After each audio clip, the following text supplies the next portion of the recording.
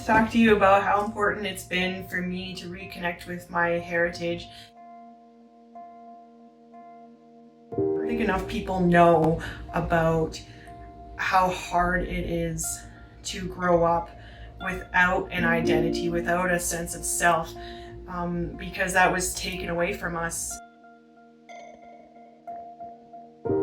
Now that I'm further along in my recovery, I'm starting to really absorb everything I can about my heritage, and it's really making me feel like I belong. Looking back now, I can see how easy it is to lose yourself. Looking for that sense of belonging growing up, there is a sense of shame.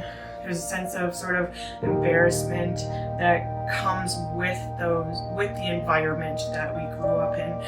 And now where I am is at a place of being proud. I remember telling my grandma I didn't want to be Native, I didn't want to be First Nations.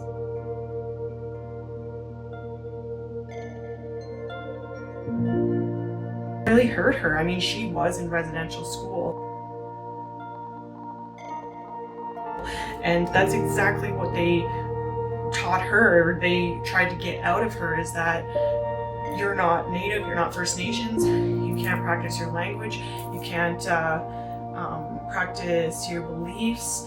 Everything was about our identity in residential school was taken.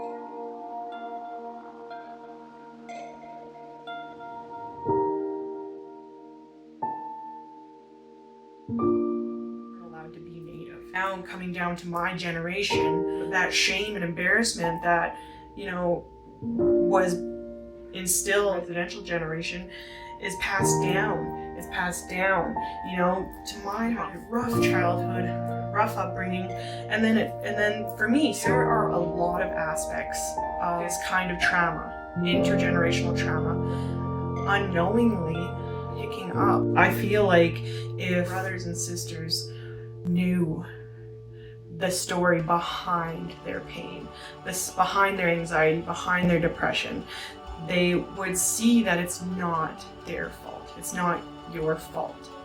I'm not going to be the person to be blaming, because the healing needs to start with forgiveness. And that means forgiving ourselves also. Grow up feeling like we have to get it right all the time. And that's not the case. We can make mistakes. We can be sad. We can cry. We can laugh. We can tell our story. We came together and comforted each other, supported each other, loved each other. I feel like we could really overcome these challenges. The challenges of identity, challenges of embarrassment, of shame. We're not meant to do this alone. So let's try and take a step back and think about how we got here.